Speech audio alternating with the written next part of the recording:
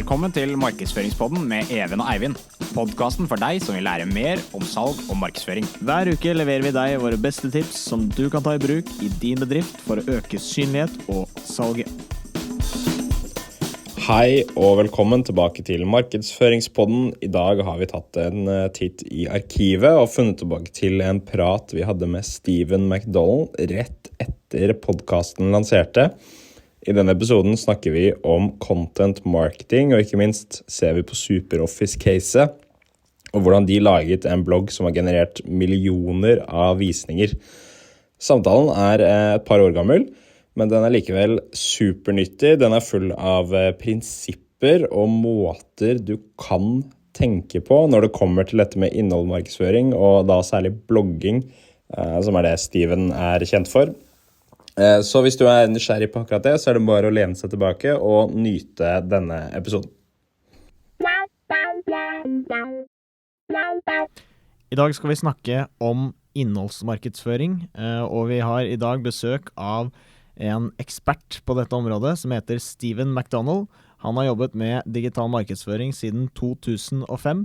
Han jobber blant annet med noe som heter SuperOffice. Vi skal snakke enda mer om det. Han har også vært omtalt i Adobe, Entrepreneur, Inc. Magazine, Smart Insights, og har også vært nominert for beste SEO-kampanje og beste SEO-team i Europa. I tillegg til dette har han også vært nominert som beste Content Marketing Campaign i Nord-Amerika. Så her har vi med oss en skikkelig ekspert på området, så det blir spennende å høre fra Steven. Vi kjører på. Steven, welcome to Markedsføringspodden. Thank you. Honored to be here. Yeah, why don't you introduce yourself a little bit more to our audience who might not be familiar with you and your work? Sure. I am a Brit based in Estonia, digital marketer. My early career started off as door-to-door salesman. Then I moved into customer service and then into marketing. I've worked with online gambling companies, payday loan companies, but then some companies that are not so careful, keep me up at night, companies that do A/B testing software, a lot of B2B companies nowadays. And most of my time now is spent working on SEO and content marketing with SuperOffice, a company that you just mentioned. Yeah, right. So what made you transition from customer service to marketing? Luckily, it was my knowledge of English. When I was in customer service, I was doing email replies, and this is back in 2007. I started. I was working for a Scandinavian gambling company. I was the highest rated email response guy there, but only because of my language skills. In terms of response times, they weren't that so good. And from there, I was offered the role of a content manager. Now, back then, that was basically what today is a web admin or someone who just uploads content into a CMS, as opposed to maybe a content manager today, which is maybe content marketing manager, right? So I started managing websites, just making sure content was uploaded and it was proofread. Back then it was over 125 sites in this one network that I was managing. And from there I started then learning how to very basically update web sites through HTML, update copy, seeing changes live on a website. And from there I started sending out emails as well as part of that job responsibility. So that's how I got into very early into marketing. And that was around 2007. So a long time ago. Time flies, right? Yes, absolutely. So how do you think like your job is changed as someone who still works with content from now than working with content 10 years ago? So 10 years ago, my job was basically update content based on someone's request, right? So let's say one company wanted to launch a campaign. They would send me the copy. Then I would go into the CMS, which a lot of online gambling companies use in-house built CMSs. So they're not something you just get off the shelf, quite basic. But basically you just, update the copy. They agree that everything's okay, and that's it. So just content admin, basically, right? Mm-hmm. Today, my job is creating the copy, and making sure it's optimized for search, making sure, you know, that the OG tags are set up for social. So when you share on social, the right images and copy displays there, to the whole promotion of the campaign as well, and the reporting. So it's a lot more in-depth than what it used to be, just a kind of copy and paste guy. That's essentially what it used to be, copy and paste. Now it's full marketing campaigns, I would say. So what is a normal day like for you at work? Well, today I traveled to Oslo, right? So it's been every day is like that. I start my day pretty much exactly the same every morning, and that is I check the SuperOffice blog to see if it's up and live, and make sure nothing has been taken down. But second, I then run through a suite of tools to see what kind of new links we've acquired, the traffic levels, the shares, maybe the recent shares, and then look for changes in keyword rankings, just so then perhaps there's an opportunity to then focus on updating existing copy to then improve those rankings further, or then see if we've had a dip, how we can recapture those previous rankings. So you start your day with a lot of analysis, right? Sure. It's I'd probably say the first 30 to 45 minutes is spent on that every day. I start with checking Ahrefs, Moz's OSE for new links. I do a Google search as well for the last 24 hours to see what kind of brand mentions have come through. I use mention.com as well for other ways to find links and brand mentions. I go onto Twitter, I search for the URL in Twitter search, check my own Twitter feed as well while I'm there. Cool. And then finally, when the clock ticks into 10 o'clock Tallinn time, I then check Google Analytics, because for some reason the time zone is set, I think, in the US. So when I log in, I don't see the previous days. I have to wait a bit, and I've just been too lazy to change. So this is your everyday routine, every day, right? Every day, Monday to Friday, yeah.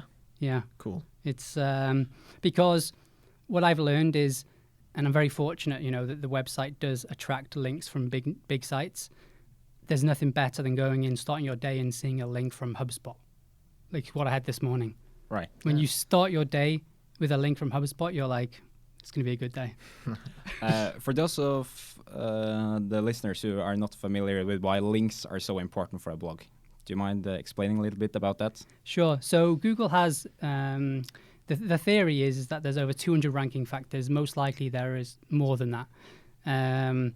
And this includes things like links. If one website links to another site, that Google treats that as a way of saying, okay, this site A is saying site B is trustworthy, right?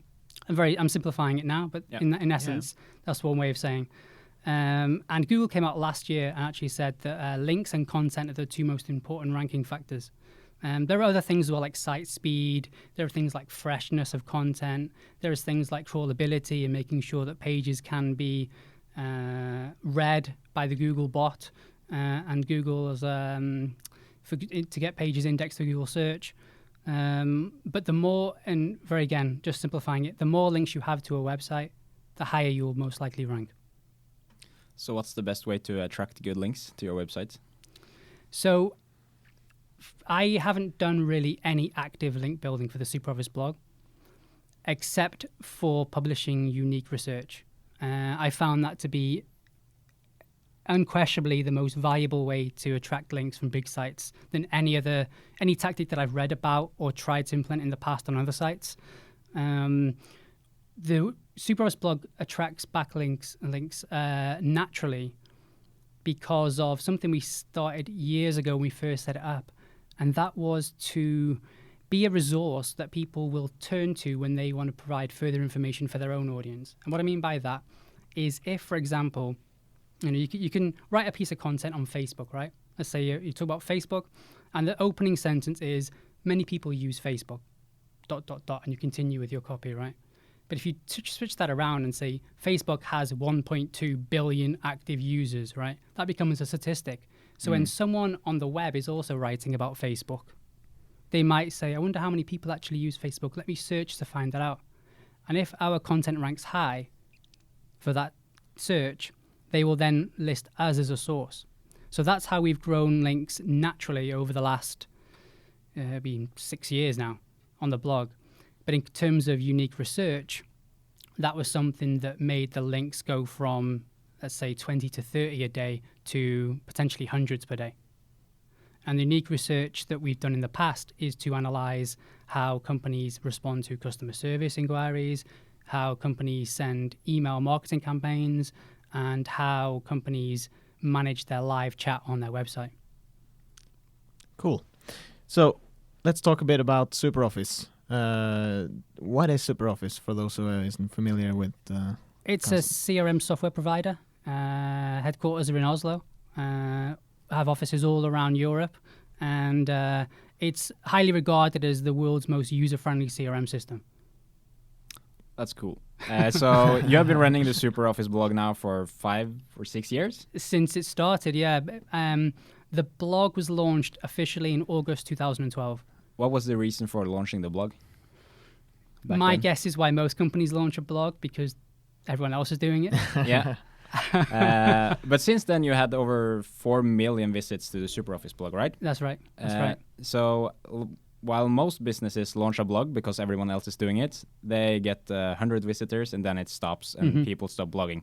What do you think is the success factors behind you being able to generate that many visitors and keep going for such a long time? Yeah, and I think that's a great point you bring up. A lot of companies start a blog, they wait maybe 8 to 10 months and expect then that's when the traffic flows in. And it doesn't, so they give up. They focus their time on something else, because creating great content, I'm not talking good or mediocre content, creating great content can take days, right? And when your boss is saying, okay, I want you to create a new blog post, you've got 2 hours, the quality of that piece isn't going to be that good, right? So what happens is they put out mediocre content because of time, resources, budgets, you name it. And then after 8 to 10 months, they quit. At the SuperOffice blog, we had the same thing. 8 to 10 months, there was very little, nothing really moved. The needle barely budged. It wasn't until maybe 2 or 3 years we really started to see it take off. So what made it a success? I would say really a commitment from the top part of the company, you know, saying we want to keep this blog running. We don't want to just, let it die, but also we want to create value in the CRM industry that no one else really is doing right now. For example, the two companies, there's a lot of CRM blogs by I would call the traditional experts in CRM who are very big consultants in the 90s, and they've grown with CRM since it first came about. And they blog about their experience as being consultants and helping, maybe enterprise companies implement. But it's very sometimes high level and strategic content. Sometimes as well, it's infrequent. They don't have a consistent schedule. Versus you have someone like Salesforce, which is one of the most well-known CRM companies, who put out 4 or 5 pieces of content on their blog per day, and that's difficult to keep up with, right? That's like it's like news articles basically, even though they're not. So what we did differently is we said, okay, we're going to publish content. Just let me take a few steps back. When we first published content, it was very much product oriented, okay?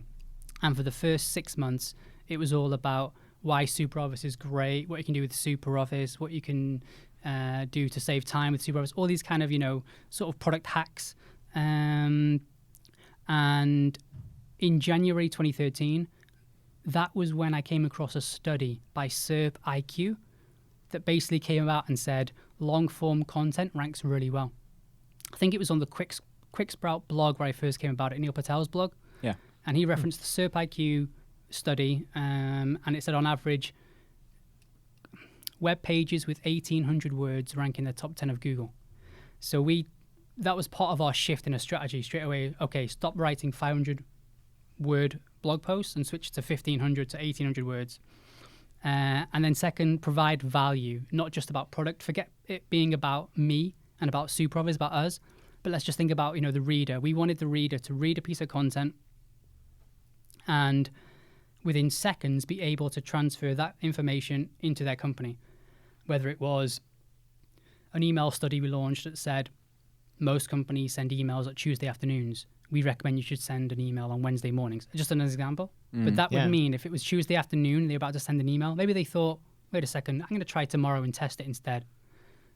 And that kind of information tied in with what I mentioned earlier about the statistics, is what I think made SuperOffice successful. Being different from what everyone else is doing in the industry, writing long-form content, and providing actionable content. That's really good advice for everyone starting a blog, I think, to actually provide a lot of information and valuable information. Because as you said, you have like sites like HubSpot and Salesforce that are writing 4 to 5 articles a day. So there are so much content now on the web, and especially like in the B2B world about this kind of subjects. So it's really hard to stand out, and you maybe really need to take the time to write really good content. And one thing I've noticed about SuperOffice is you post once a month. And not 4 to 5 times a day. Is that a strategy you guys have, or is it you enjoying not working as much? Yeah. So, this is crazy to think, right? But in the beginning, when we launched, so the goal, this is just before I came on board, right? But the goal was 3 times a week. Okay, 3 times a week, Monday, Wednesday, Friday. The challenge is when you don't have a team of writers or a team of people even who love to write, you then, with those expectations, have to start tracking people down. And the funny story, there's the CMO of SuperOffice, Jennifer Lund.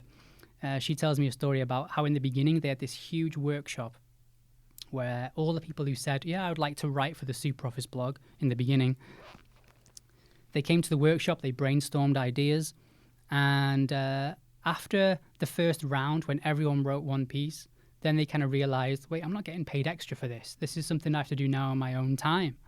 And the story is Jennifer was having to hunt down the writers to make sure that they could finish the content in time because of the harsh deadlines, right? 3 times a week is no joke. Yeah, that's a lot. And back then, she was the one who was uploading everything into WordPress. Because, you know, that's the one thing, right? If you say to someone, can you write? That's a big deal. But then you ask them to upload it into WordPress and any other CMS and optimize it. That's a whole other deal. So when we read this study by SERPIQ about long-form content, we then said twice a month. That was in 2013. So we cut down dramatically because we realized creating a good piece of content isn't easy. Over the years, we've found that the less we publish, the better we perform. Why do you think that happens? I believe it's because we then invest more time in content promotion. Right. Yeah. I think it's very easy if you have a high frequency publishing schedule where you're publishing 2 to 3 times a week, you're spending more time on the content production side rather than the promotion. How much of the time you spend do you think is on content promotion versus content creation? So in the beginning, I would say I probably spent half and half, right? So I'd spend maybe 2 to 3 days creating it, and then 2 to 3 days promoting it, and then I would spend whatever was left of my time to then analyze the performance. Yeah. I think now with tools like Buffer, right, where you can schedule social sharing, the content promotion is forever. You know, basically, if I create a piece of content, I will spend the next 3 days hard promoting it. And once that kind of initial spike has calmed down, then you use these kind of tools to then continue to promote it without having to then remember yourself, oh, I need to go back and share this article, or I need to do this with this article. So yeah, it's always ongoing. Yeah, cool. Looking back on this whole SuperOffice blog, what would you have done differently the first year? Good question. So I think, without a doubt, we wouldn't have had such an ambitious goal of publishing so much content early on. To switch that on, what would I do differently? I would have said, find people who love to write, and then ask them to contribute, right? Because it's hard work. You know, if you're a full-time job being paid as a developer, and you want to write, you have this, itch to just write about something that you're passionate about, then that's fine. Take that. But then the content on the blog in the early days was about software development. You wouldn't find that now in Google. Actually, a lot of the early posts, I really hope these guys aren't listening because they'll know. But a lot of the early posts have had to be no indexed. Right. Because they just unfortunately didn't add value to where we are now. So I would say we have about 250 posts in total, and only about 160 or so are actually searchable in Google. What's the reason for that? The strategy wasn't the same then as it is today, which is super valuable content that is evergreen, that is has a keyword in mind that has a high search volume. A good example is in the beginning we talked about some kind of software development and things like that, which our audience isn't necessarily searching for. But also some of the search volume is quite low as well. So even if we dominated the search results, you're only getting 5-10 visits a month. And I would rather Google crawl a piece of content that is in the top 10. Yeah. And hopefully then, by promoting that content further, increase in rankings than spending time searching and crawling pages that just haven't been updated in several years. So I go back to the original question, what would I do differently? Yeah. I would have a team of writers who love contribute in the beginning, but also not have such a aggressive schedule. And now as well, of course, if I could go back and start again or create a new blog, knowing with the experience I'd have, I would definitely focus more on the promotion aspect. In fact, now I'd probably say if we can get a great writer or two to create content, then let's say it takes 1 to 2 days, you spend the rest of your week promoting it.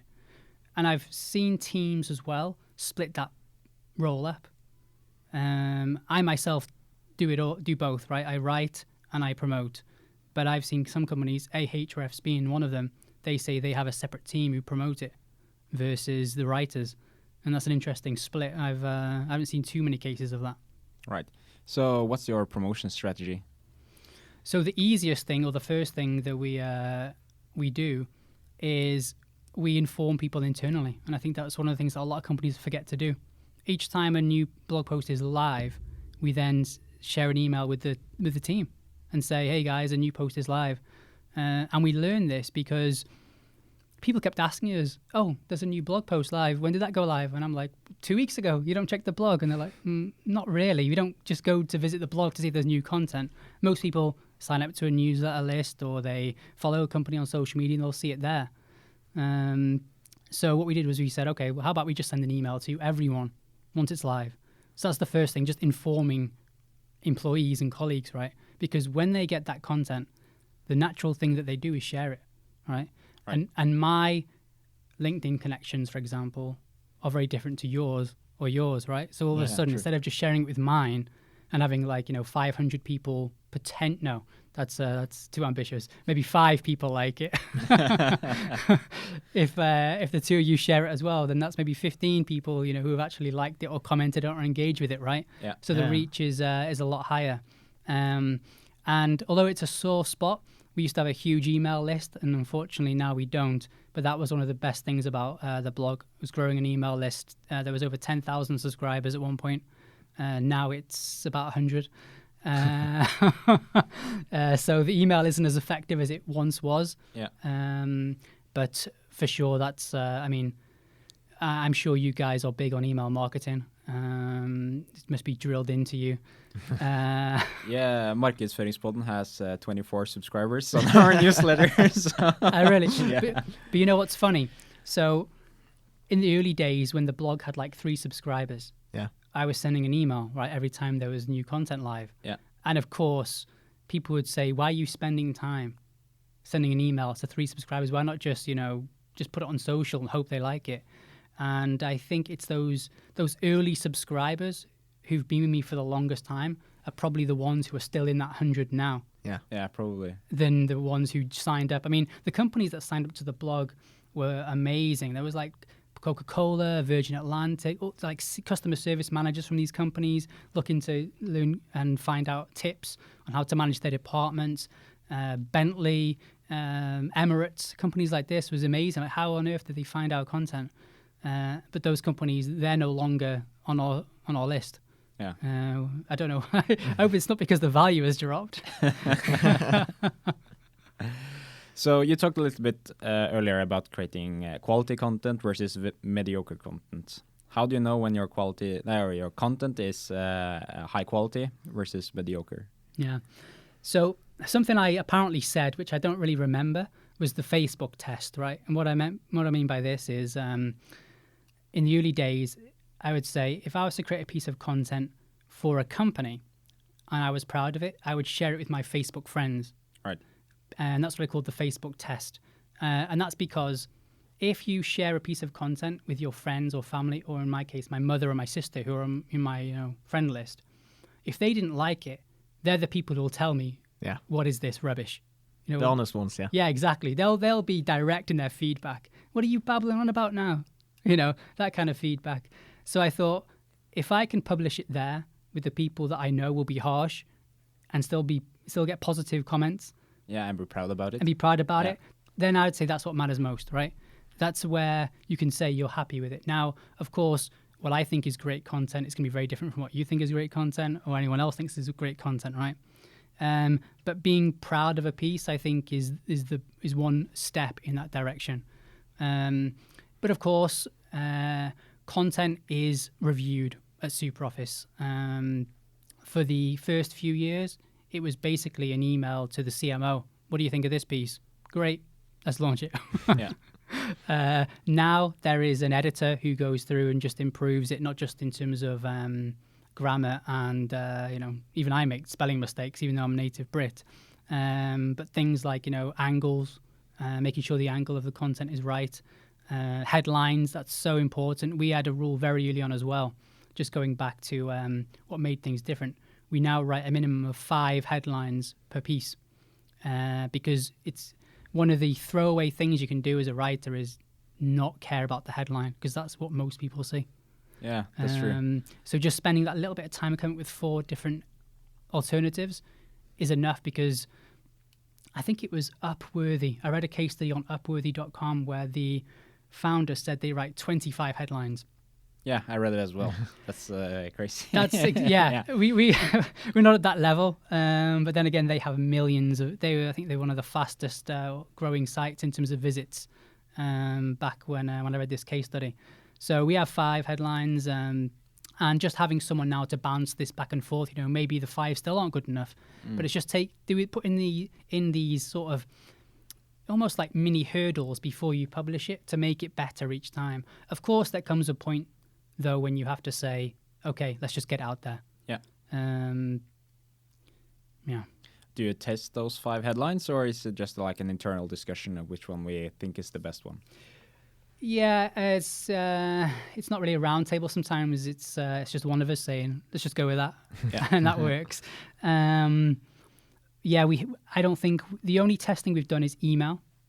Yeah. So we actually test subject lines based on our headlines to see then if the response rates to our email are good, then we might change the subject line that we took and use that as a headline. Yeah, that's smart. Yeah, one of the best performing headlines we had was on customer experience, and I think we had it was about 40 or 50% open rate and 20-30% click-through rate, and taking then the exact subject line we use there and then applying that as now the headline of the blog post, and it still continues to rank really well and get shared a lot as well.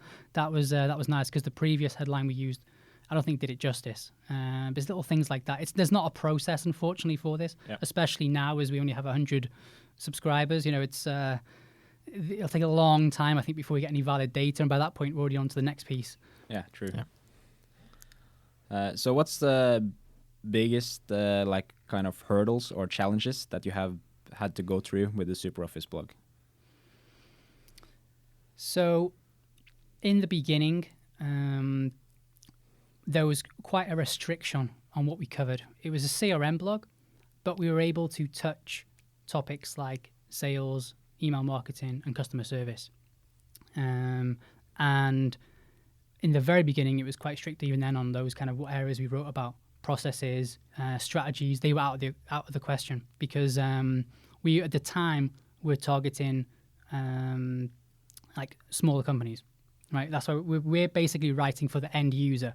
When we talk about email marketing, we're giving tips on when to send an email, which is the email marketing manager or the marketing assistant, right, who's going in. The strategy, the high level, the CMOs, the CEOs, they weren't part of what we were writing for. So it was quite restricted in the beginning, but over time has now more expanded. And yeah, now we cover all kinds of topics, from even social selling. Sales was a tough one. Coming from a background in customer service, I know the challenges. So it's very easy to write about that. I mean, I've been on the floor both in terms of answering calls and responding by email. So I know that a lot of people, a lot of companies, when they respond to customer service emails, they just use a sticky pad to keep track, or they have a shared inbox in Outlook. And that's maybe okay for the short term, but over time you need to change that, maybe use a system that can automate a lot of these processes. Email marketing, again, I'm a marketer, so I've sent emails to hundreds or even tens of thousands, hundreds of thousands of subscribers. I know the process. I've used several different tools. But yeah, the sales topics, except for being a door-to-door sales guy very early on, and I was rubbish at it. What did you sell? So bizarrely, we went round selling charity subscriptions. I don't know if that's the correct term, right? And I'm sure it was some kind of pyramid scheme that was illegal back then. But basically, we went door to door and asked people to share their personal information. I mean, it's definitely not GDPR compliant nowadays, that's for sure. But they would fill in a piece of paper with their name, contact details, address, and their banking information. And they would then donate £1.50 a month or something. And if we signed that, we'd get paid, bizarrely, we'd get paid £15, because it was back in the UK, per sign-up. Yeah. So, and I was absolutely terrible. I lasted like 3.5 days. And it was just crazy. Not something, actually, no, I was going to say not something I recommend, but it's definitely part of building character. To go to the door and people tell you a lot of things. Have you done door-to-door sales? No. I'm lucky to not have done that. Okay. Well, I don't know how it is here in Norway, but in the UK, you get met with some very angry people. I guess it's the same here. Yeah. Yeah, they call you all kinds of names. So what's the process you use when coming up for new ideas for blog posts and researching those subjects? Sure. So in the beginning, the process, we would basically brainstorm between a group of maybe 2-3 people, ideas. Now, because the blog has got a lot of traffic, there's a lot of visibility, gets tons of links, and is doing really, really well, the process has become a lot more simpler. So now, if we say, okay, what are we going to write about next? Now we just type in mega competitive keywords in Google and run some keyword research and decide which one has the most search volume and go after that. Because our goal in the beginning was long form, highly practical, data-driven content. Now it's create the best piece of content on that topic online, right? Yeah. So, for example, one thing we're looking at now is a piece of content on SaaS, right? Software as a service. So the search volume there is between 70 and 100,000 searches a month across several different SEO tools. That's a big keyword to go after, and there's a lot of competition. But that's what also makes it interesting. You know, can we outperform the Oracles, the IBMs who are ranking for this, or even the Salesforces and HubSpots who are going after that keyword? So then you have the keyword in mind. Okay, so how do you do the research? What are we looking to write? Well, then it's just a Google search, look at the top 10 pieces of content and just think, okay, how can we do better than any of those 10? And sometimes it is looking at, maybe site A has a nice breakdown of what SaaS is. So we think, okay, maybe we should include that, explain to people who are new to the piece, what is SaaS, what does it stand for? Then it's another one is maybe there's some benefits, about adopting SaaS and moving to the cloud. Okay, so we'll look at benefits. Well, this site here has 3 benefits to SaaS. Well, that's no good. Maybe we want 10 benefits or 15 benefits. How many benefits are there to really sell someone the idea that they want to go from this solution now to that solution? And visuals as well. We want to include as many visuals as possible.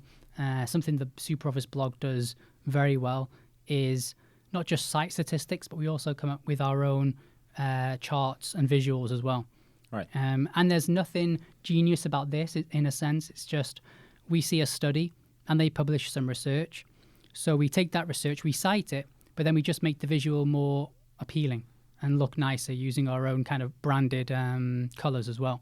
Yeah. A lot of blogs you'll go to, and let's say your color theme or your brand is red and yellow, right? But then you copy in a chart that is blue and bright purple. It's going to be very harsh on the eyes, right, when you look at it.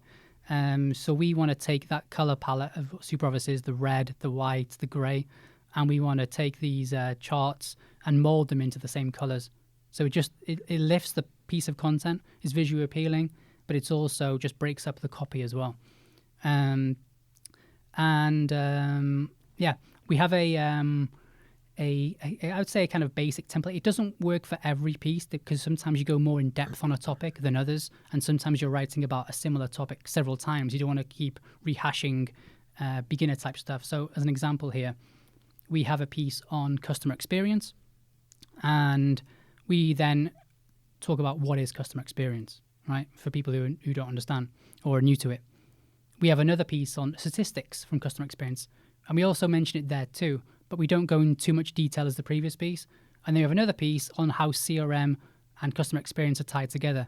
We don't really cover it there because by this point, I'm sure the readers, or hope the readers, have gotten enough of idea that we don't want to deep dive into what is customer experience, and every piece looks the same.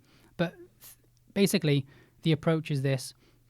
We start with a challenge. What we want is people to read the first couple of lines and identify with what I'm saying. I want them to nod their head or say, oh yeah, this is me. So for example, with email, I might start by saying, a lot of people send email, but open rates and click-through rates are notoriously low. Are they getting worse? Have you noticed a decline in your engagement rates lately or response rates?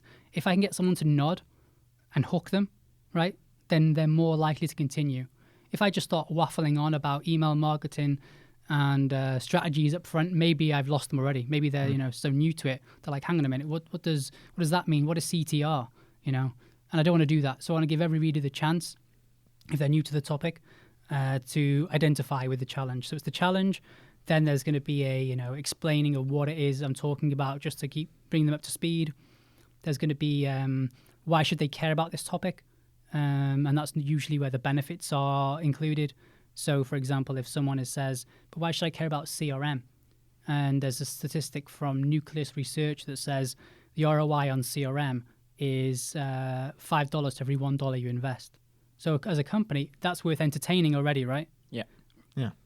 So from there, we'd then go on to giving the practical advice. So, for example, if it's email marketing, we'd say, okay, here's strategies you can use. Use personalization, segment your email list, A/B test, whether it's subject line and so on. Then you start having the practical information backed by other studies, backed by statistics. And then we always wrap every piece of content in a nice kind of bow with a conclusion, which is something I found Neil Patel doing years ago on his blog. I just thought that's a nice way to end, because some people write final thoughts, some people write something that looks like it's a continuation of the practical advice, and all of a sudden it ends. And going back to when you're writing your thesis or you're writing stuff for school, you kind of end it with a conclusion as well. Yeah. And as our content is educational, that sounds like a nice way to end it as well. Yeah, it makes sense. You talked about it a bit as well, but what's the biggest mistake you see people make with content marketing today? I think there's two. One is I think they set the bar too low for their content. In 2019, it's not just great content that does well, it's the best content. I mean, there's a guy called Nick Eubanks who's an SEO guy. I think he's from Philadelphia. And he wrote on Twitter, he commented and said, if you want to rank in the top 10 of Google, you have to ask yourself, does your content deserve to? And I thought that was really smart, because if you're looking at a piece of content and saying, it sucks, but it'll do. And then someone says, where do you rank? And you're like, oh, I'm on page 5. Well, how'd you get to number 1? I don't know. It's not good enough really to get in on page 1. Well, then you don't deserve to. So I thought that was really smart, and creating, setting the bar too low means, you really need to look at it and say, like, in a way, like what we do at SuperOffice, if you're going to attempt to write a piece of write on a topic, then ask yourself, can this be the best piece of content on that topic? Aim high, aim a lot higher. And maybe as well, another thing they do is maybe give up too early as well. And this is now a combination, because the management want results fast. And I think I used to say that if you're going to start a blog, you have to wait maybe 6 to 8 months before you see results. I think that's changed now. I would say maybe 1 to 2 years even. So you have to say, as a manager, we're going to start a blog. Let's give it at least 2 years and really commit to it, because it's tough. It's tough. There are millions of blogs. I forget the statistic. There's an old stat from WordPress, 2 million blog posts a day. I think it was even per hour. Maybe now it's per hour. Yeah, probably. How can you compete with that? In your given niche or the topic you're writing about, you're competing with potentially 10, 50, 100 if you're in a really aggressive or highly competitive market, pieces of content you're writing about at the same time at any given moment. So to fight that, you need to aim really high. And a lot of companies as well, we mentioned this I think before, but they'll just publish it and hope for the best. They'll click publish. That's another checklist on their tasks they've done. Now on to the next thing. And if you look at a lot of, I have access to quite a few Google Analytics accounts, and I can see when companies invest in content promotion and when they don't. And that's when you see this spike on day 1 of content for visits, and then it's just flat lines after that. And if every piece you do delivers those kind of results, then you have to change. You have to do something different, because it's not going to be. You can't justify it then. And that's when you hear companies say, "Oh, content marketing doesn't work for us." Right. So that was a good list of things to make sure you don't do. Sorry. Yeah. So what would you focus on in 2019? So something we've experimented with in the last couple of months is ties in with the promotion, which I find really fascinating now, is creating funnels or ad funnels on Facebook. For the longest time, we have kind of neglected Facebook. I don't know whether it's just a SuperOffice thing, whether it's a B2B marketing thing. A lot of companies in the B2B space think it's about LinkedIn. That's where your audience is, and Facebook is just where personal use, right? Yeah. But in October, we started creating ad funnels based on the blog content. And luckily now we have as I said, we have over 160 posts. So we have a lot of content that covers kind of top of the funnel content right the way down to kind of bottom of the funnel, people ready to buy. So now we have ad funnels set up where, we rank, for example, in Norway, you search for CRM and a SuperOffice piece of content is number 1, which is great for the company to have that kind of visibility. So we're getting thousands of visits a month to this piece of content organically. And then we're retargeting everyone who visits that on Facebook with a piece that's slightly down the funnel a little bit more on the benefits of CRM, right? Then we go down to a piece of content on how to choose the right provider when you're looking for a CRM solution. After that, we then offer our first piece of gated content, which is a buyer's guide to CRM, which is basically if anyone's looking to purchase CRM, what to look for. There's vendor questions included. There's KPI templates. It's a great package. And if someone then engages with that, they'll then get a free trial offer. So now it's, instead of spending time trying to actively promote old content, it's now we're letting the Facebook ad funnels run that automatically for us. And we're not spending too much. We're talking $10, $20 a day right now per campaign. But the results we're seeing are hugely positive, that it might be enough that we start shifting budgets from other media into Facebook. Right. Have you tried the same tactic on LinkedIn or? No, and I think the reason why is I think LinkedIn's ad ad setup isn't as flexible as Facebook yet. Correct me if I'm wrong. No, That's correct. that's okay, correct. okay. Yeah, it's I find LinkedIn a lot more expensive. I think Yeah, it is. the click prices are probably 2 to 3 times the what we're paying on Facebook. And there was a guy, I forget his name, sorry, but he's known as the LinkedIn ad specialist. He's a US guy. And he said the only way you can really justify LinkedIn ads is if your product is $15,000 or more, right? Right. So he said you make it up on the back end, basically. Yeah. You have to spend a lot of money, but you have to have a high cost product in order to make it back. That's how you justify it. And when I heard that, I thought, wow, okay, maybe then we should try something different. Yeah. But it's notoriously difficult, I think, LinkedIn ads. We have seen some success with gated content, but still, in terms of cost and reach, I think Facebook is performing better for us. So we've now rolled this setup in Norway, Denmark, UK, Sweden, and the Netherlands, and it's performing really well. Another thing we're going to try and do this year is probably a lot more video. Something we tested just again before the end of the year last year was traditionally a new blog post is launched. We then go over to LinkedIn. We maybe copy the email copy that we wrote and use that to write as a post. Or we take the first paragraph of the blog post and put that in the LinkedIn and then add a link and share that. One of the guys in the Netherlands created a video and just said, hey, we have this new blog post. It's all about this, that, and the other. It's really good. Recommend you check it out. And that had really high engagement rates on LinkedIn. One of the best performing posts they've had. So that's something we might start experimenting with too.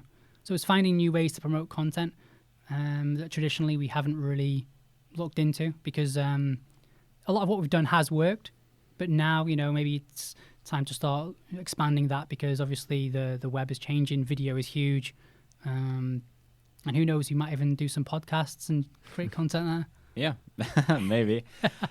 So we have been talking for 45 minutes already, so maybe it's time to close it up. If people want to know more about you or get in contact with you, where can they find you?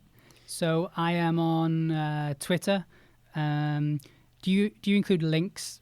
Yeah, we will post links. Good, because it's Steven a hard Macdonald. username? Yeah. So Steven Macdonald was taken. And at the time, I thought it was smart to do Steven Macdonald, but we use a 0 instead of an O. Right. But Macdonald has like 5 O's. Yeah. So trying to explain that is difficult. So on Twitter, connect with me on LinkedIn, please. I don't take anyone, but I think it's if you want to stay ahead and see the latest Super Office content, then I'm on LinkedIn, or visit the Super Office blog and subscribe. Yeah. So thank you so much for coming and sharing your insights and experience with content marketing and marketing in general. Thank you. Og takk til deg som hører på. Jeg tror det har vært jeg vet det har vært veldig mye nyttig i denne episoden. Så her er det jo bare å plukke ut det beste av de beste rådene og implementere dem allerede i dag. Så takk for at du hører på, og vi høres igjen neste uke. Tusen takk for at du hørte på dagens episode. Vi håper du har lært noe nyttig. Hvis du lærte noe, så hadde vi satt utrolig stor pris på om du kunne gå inn på iTunes og gi oss en anmeldelse. Det vil hjelpe oss veldig mye med å nå ut til flere som deg. Du kan abonnere på podcasten i Spotify og i iTunes. Du kan også melde deg på for å få en varsling for hver nye episode på markedsføringspodden.no. Har du et spørsmål eller et tema du vil ta opp på podcasten, så kan du sende det inn til oss på markedsføringspodden.no. Ha en fin dag.